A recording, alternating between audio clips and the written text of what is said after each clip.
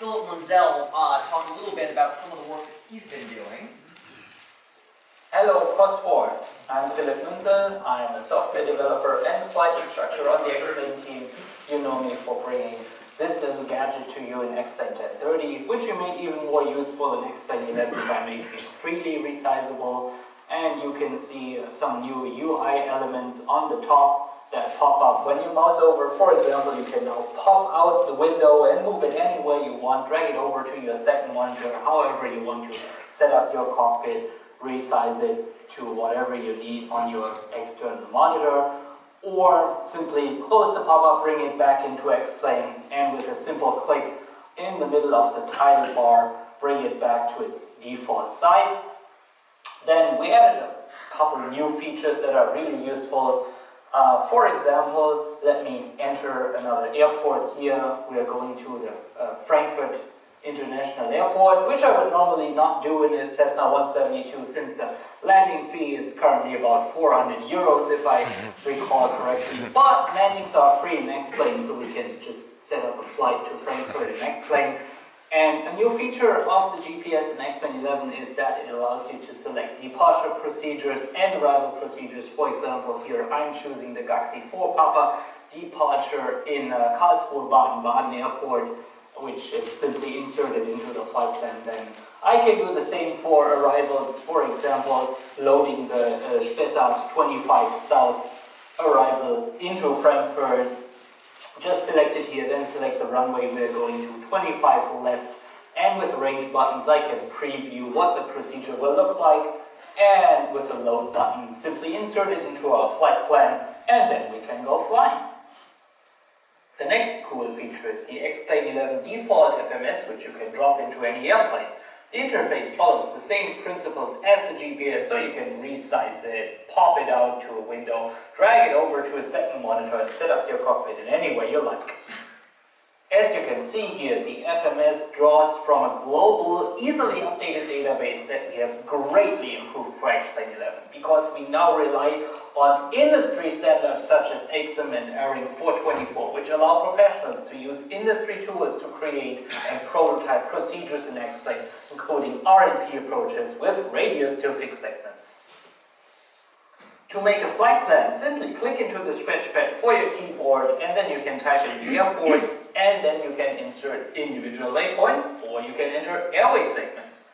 Airways can be entered either by name and exit waypoint, or you can do airway entries, and the FMS will figure out the intersections for you.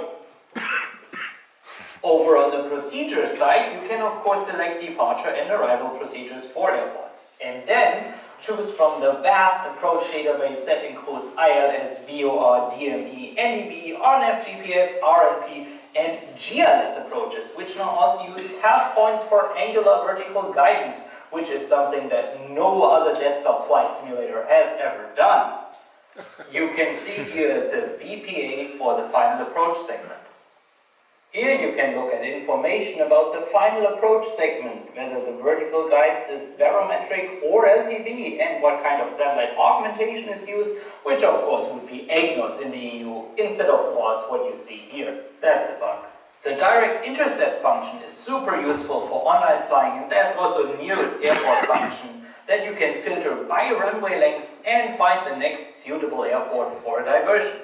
For VNAV, you enter the cruise altitude, and from there we construct a smooth path of constant descent angle that then tells you when to start your descent and what rate you must use.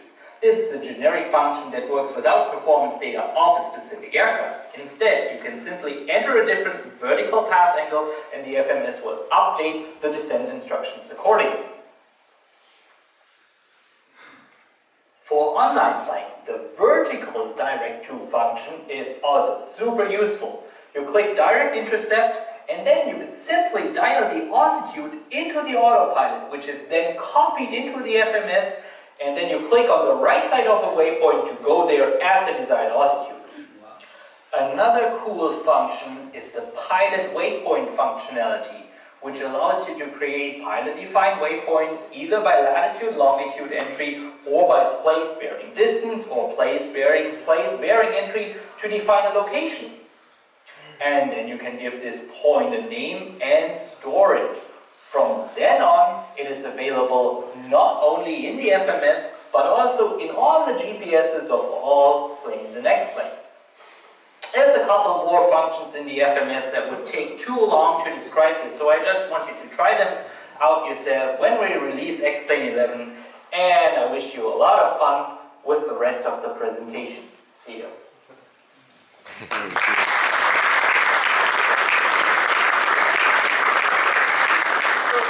Philip and I look at aviation in very different ways because that just completely went over my head. I have no idea what he was talking about. For me, it's all about the balancing of forces and accelerations and airspeeds and altitudes. For him, it's all about dialing in all the little waypoints and fixes.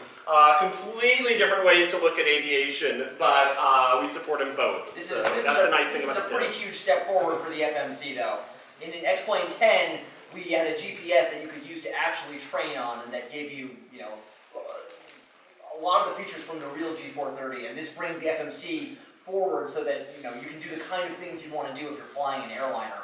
I used to fly in BATSIM, and I wish I had had this because, for the kinds of things that an airline pilot might do, these are the kind of functions that you need. So Philip's been pretty busy. Let's talk about scenery a little bit. Let's see. This is X-plane 10's autogen. And there's two things to note about it. The first one is that the shape is really curvy and strange and irregular, and it's not really a grid. X-plane has an autogen system where we can take actual roads from OpenStreetMap, the real roads where they really are, and we can build buildings around them no matter what the shape is. So we can use real data and give you autogen. The other thing to note is that it looks really, really American, right? I mean, you get these nice little ranch houses everywhere, because who wouldn't want a ranch house? So, for X-plane 11, we are adding European-themed autogen. We have an artist named Peter Bednar who's been working on this. He's from the Czech Republic, and he is working on a new set of European-themed buildings and roads. You can see it in the detail. You'll start to see European-style markings. Here's a side-by-side. On the left, you can see the autogen we ship in V10, and this is actually just the DSF boundary, and right over here, this is what we have in X-plane 11. Here's a close-up, and you can sort of see the style difference. This next screenshot, this is a work in progress. You can actually see how the artists work on this. They color-code the buildings to figure out what they're texturing. And if I could just show you how our autogen works, I brought this. X-plane's autogen is made up of small pieces that are connected together. And because they're connected, you can form whatever shape you need for a road grid. Maybe it's an unusual road grid. And each individual tile is a building, but they connect at known points, so they look like they belong together. They look like continuous roads. So here you can see Peter working on a sort of a center of the city style, and he's marking for himself specific buildings so he can get the textures right on them. This is what it looks like from the top. The road grid is completely irregular and bizarre, and it's got unusual shapes. There's no squares there, but X-plane can wrap the autogen around it. So this is Innsbruck. This is the raw data we get from OpenStreetMap. This is what the vector data looks like. This next picture is Google Earth. I couldn't find a really good photo, so Google Earth gives you a rough idea of what it really looks like. And this is what it looks like so far in X-plane 11 with the new autogen. So we're starting to get a look that looks more European. I decided to render Cosper just to see what would happen. This is what's in OpenStreetMap. Google Earth didn't have 3D for it. This is just Earth photos. And so far, this is kind of how it comes out in X-plane 11. You can see it trying to get the buildings around the subdivision of houses that are next to the Air Force Base. There's one thing you might notice about the autogen. It looks kind of German. Europe has a huge variety of styles and architecture, and there's a lot of regional difference. And we had to start somewhere, right? We had to start with a first theme that we can then elaborate on.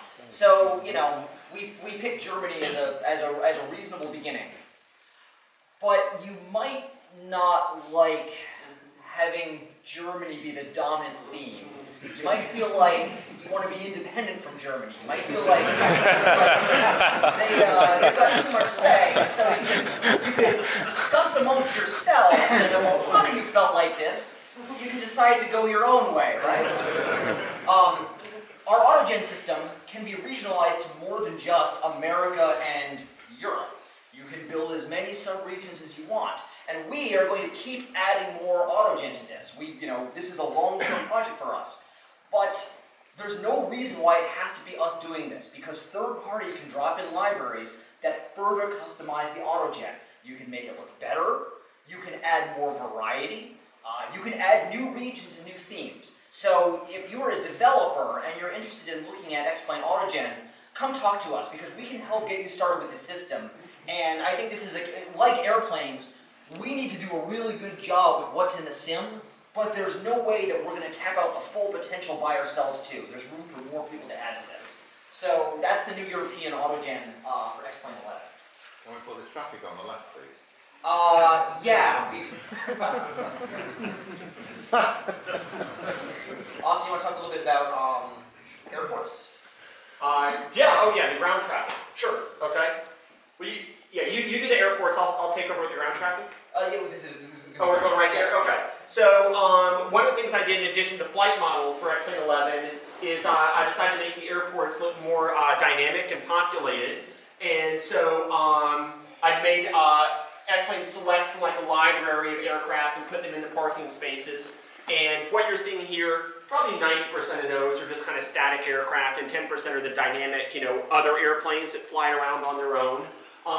But even though we're not going to allocate the CPU to have all these airplanes constantly flying around, we can populate them at the airport and have them rendered very quickly. Another thing we like to have is all the baggage carts and trucks and stuff like that. And so I wrote some code that basically lets each airplane in its own tiny little brain say, I want the following things now, please. Food, fuel, a crew car, a ground power unit. And then we got artists to build all these little things for us. And then I used some passable driving physics to have the cars actually drive around the airport and service the aircraft. So whenever an AI airplane with other airplanes comes in, he's going to come in and land, and he's going to be swarmed about by all these little ground trucks. And then once they're done, they'll scatter and he'll take off. And then you can assign request service to a joystick button or a key or whatever you want. It's just a command like all the other commands. And ditto that for pushback. And you can say request service or request pushback, and all little cars will swarm all about you and deliver all their service and then get out of your way. And they drive somewhat realistic. I'll increase the physics more over time. This is just a little screenshot of it. And there's this little time-lapse movie I was made in the hotel last night. And so if you look close enough, you can actually see the cars kind of, and they'll pitch up and down. That's Austin's vegan food there for the food trucks. And we're going to get appropriate fuel trucks. Right now we're just literally grab some jet fuel trucks from the other side of the airport. And the pushback is all realistic physics as well. And then off you go. So that's a little time lapse of how that all works.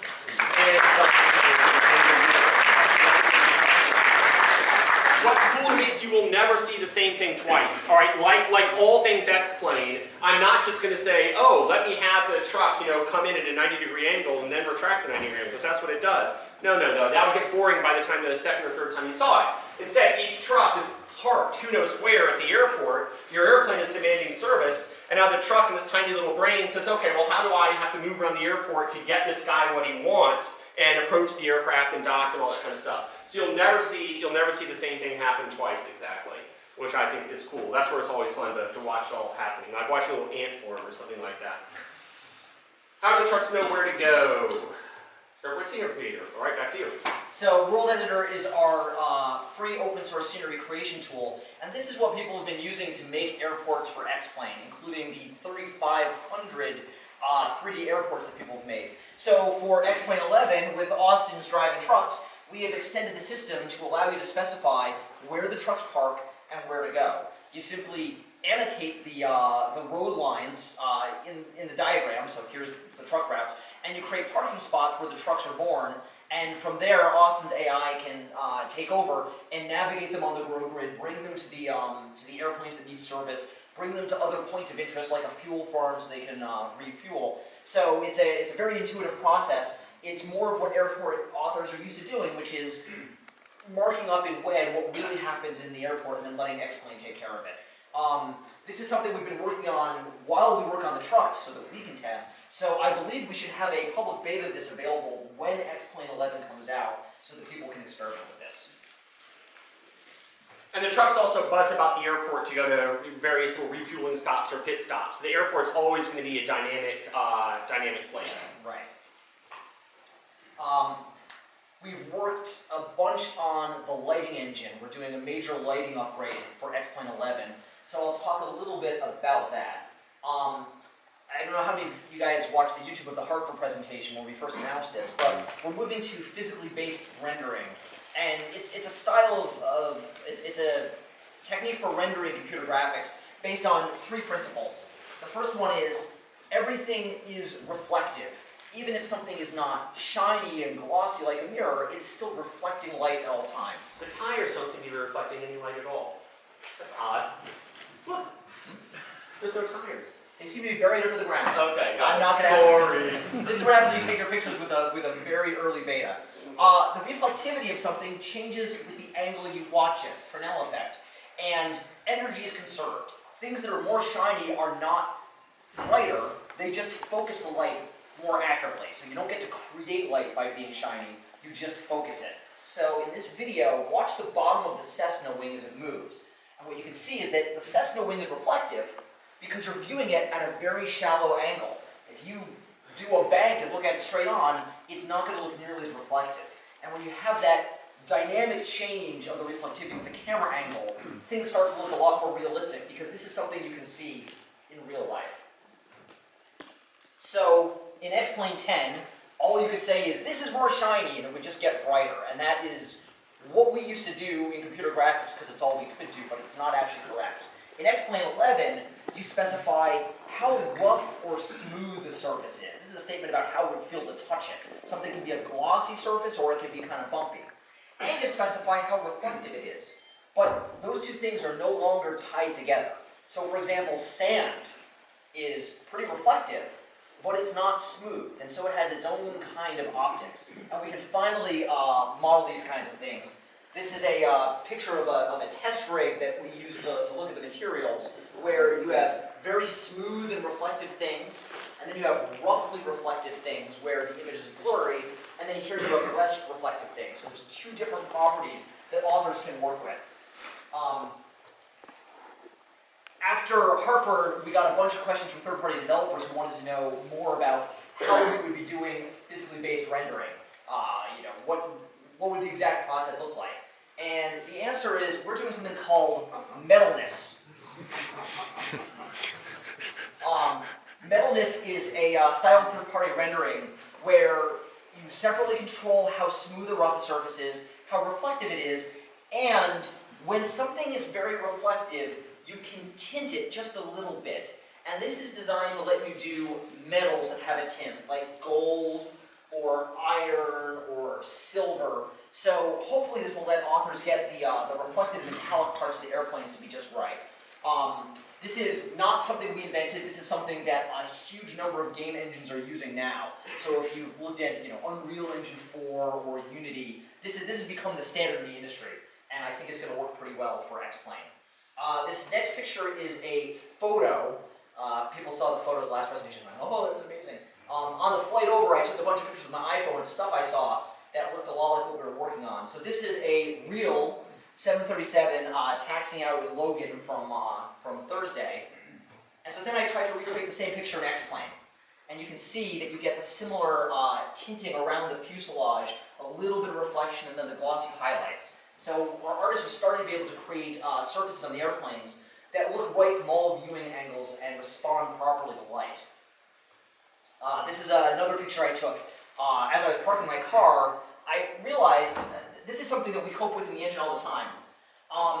There's a huge difference in brightness levels in the real world. The sky is really bright and rooms tend to be really dark. And your eyes are fantastic. When I'm in this parking garage, I see a blue sky and I see people walking around, it's no problem. You take a picture with your iPhone and you realize just how big the contrast is. The problem we have is that you guys have LCD monitors. And LCD monitors are not fantastic, they kind of stink. The range of brightness they can show is very limited. So as we become more accurate to the physics, we have to find a way to show that huge range of brightness that we're now producing on your monitor. And the way we do that is by using HDR tone mapping, where we try to compress the range of light levels into something that will look believable to you, even though your monitor unfortunately can't do what you see in real life. With the new lighting model, we can do a better job on glass surfaces. So watch the front windshield of the Cessna. As it turns, it becomes more reflective right as you get to the viewing angle and the reflections appear. When you view it straight on, it's not as reflective. So we get real-time reflectivity depending on view angle, which is really important for making glass look like glass. We got this question a bunch in Hartford. What about all my existing stuff? You know, I've been working on an airplane, I've got all these textures. We have a lot of textures too. We have all the artwork in X-Plane. So what's the effect of changing lighting models? When we have an old art asset, we do the best to map it to the new lighting model automatically. So this is one of the static aircraft from our library, as seen in X-Plane 10. And when you turn on the new lighting model, it looks like that. So that is with no changes by the artist. That's just looking at it with the better lighting model. So I think even for existing add-ons, the transition should be a positive one. The other question I got asked a lot was, how accurate are reflections? And the answer is, it will depend on your rendering settings. And if you want more frame rate, you'll have to have less accuracy, and vice versa. But the good news is, you can still get some pretty good visual effects, even with not very accurate reflections. And this is why. The ground, in the bigger picture of things, is very dark. Remember that picture of the parking garage where the sky is practically white compared to the ground? The ground is a relatively dark place. The sky is much brighter than the ground. We don't realize this because our eyes are so good at adjusting to brightness, but the sky is bright. And the sun was in a whole different ballpark of brightness.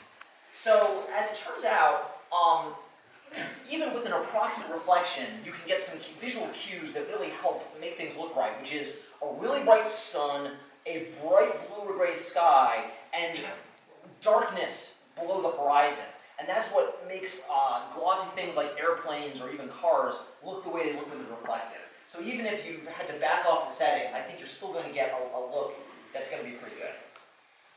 You start to get that washing out of the background that makes it look more like an actual thing and less like computer graphics.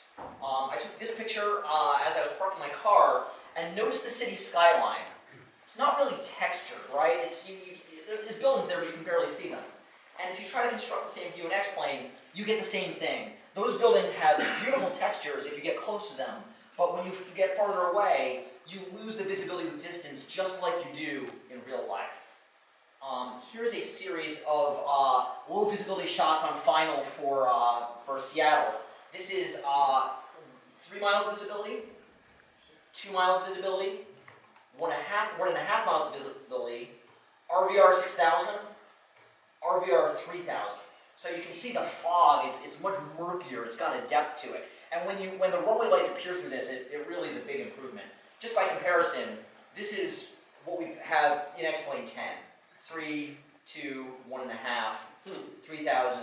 It's linear and it just doesn't look right at all. You know, here's the V11 one, and you can just see how much softer and smoother it is. I've got another series for you. Increasing altitude.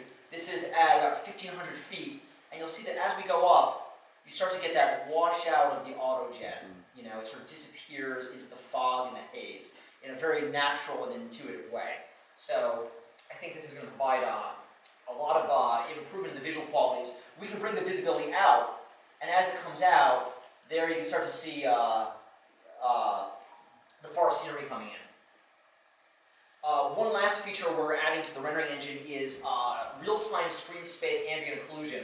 This is another one the game engines have had. This is 3D shadows on some clutter at an airport. Watch the wheels of the baggage trucks and around the ground. It's a subtle effect. You get sort of a dark, deep shadow. As you almost wouldn't know that what happened until you take it away, and then it's like, why is everything floating? This is a picture of what was added. All that darkness down there creates a depth of shadows. And this is going to be a nice fit for our Lego brick airports, because you can drop a baggage truck and you get that deep, real-looking shadow automatically done on your GPU. As predicted, we are tight on time. There's more stuff we're throwing in. We are moving to FMOD as our sound engine.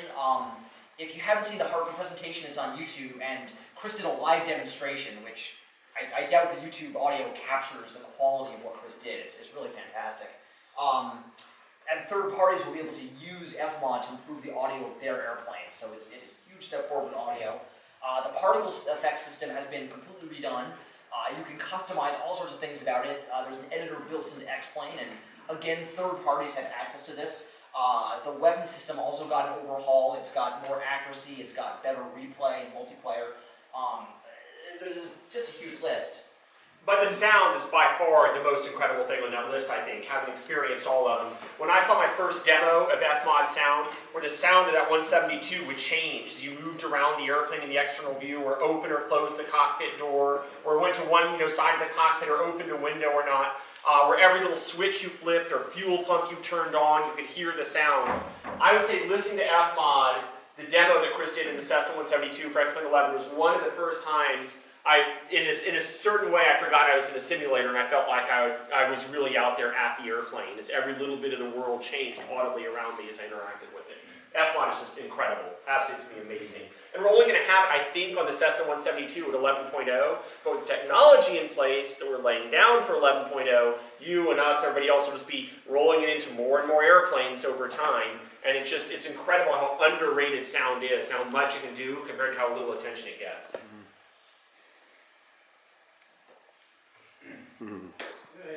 This year sometime.